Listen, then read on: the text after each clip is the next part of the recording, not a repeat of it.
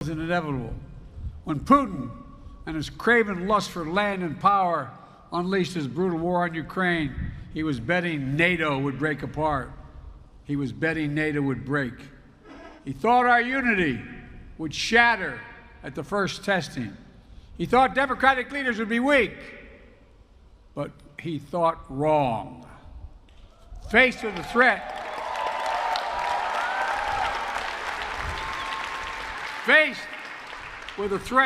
the peace and stability of the world, to democratic values we hold dear, to freedom itself, we did what we always do. The United States stepped up, NATO stepped up, our partners in Europe and then the Indo-Pacific stepped up. All across the world they stepped up. And we're ready. We were ready because we stood together. In the months leading up to the war, as Putin amassed his forces on the Ukrainian border and laid the groundwork for his brutal invasion, I was in constant contact with my fellow leaders of the G7 and the European Union and NATO, constantly. We warned the world what Putin was planning. Even some in Ukraine didn't believe what we had our intelligence community found. We made sure NATO was prepared to deter any aggression against any member state. We pursued intense diplomacy with Russia, seeking to avert this terrible war. And when Russian bombs began to fall, we did not hesitate to act. We rallied the world to support the brave people of Ukraine as they defend their liberty and their sovereignty with incredible dignity. I mean that from the bottom of my heart. Think about it. Think about what they're doing.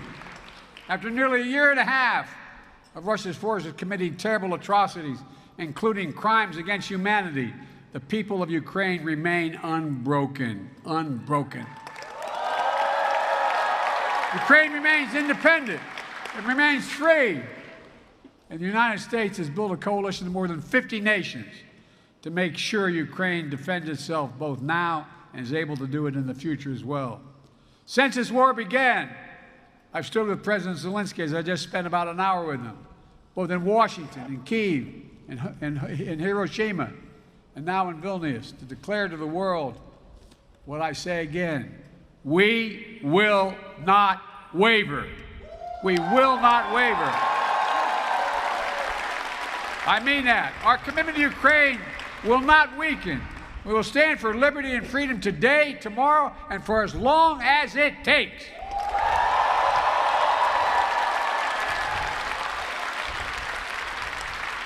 We all want this war to end on just terms, terms that uphold the basic principles of the United Nations Charter that we all signed up to: sovereignty, territorial integrity. These are two pillars of peaceful relations among nations. One country cannot be allowed to seize its neighbor's territory by force. Russia could end this war tomorrow by withdrawing its forces from Ukraine, reckoning its international borders, and ceasing its attacks on it, its inhumane attacks on Russia, by Russia on Ukraine, against its children, women and children, its military. Unfortunately, Russia has shown thus far no interest in the diplomatic outcome. Putin still wrongly believes that he can outlast Ukraine. He can't believe it's their land, their country, and their future. And even after all this time, Putin still doubts our staying power. He's still making a bad bet that the conviction and the unity among the United States and our allies and partners will break down. He still doesn't understand that our commitment, our values, our freedom is something he can never, never, ever, ever walk away from. It's who we are. I mean, it's who we are. It's who we are. Stay with the Times of India for news breaks, analysis, interviews, and events. We bring you stories from your neighborhood and from across the globe as well. Subscribe to our YouTube channel.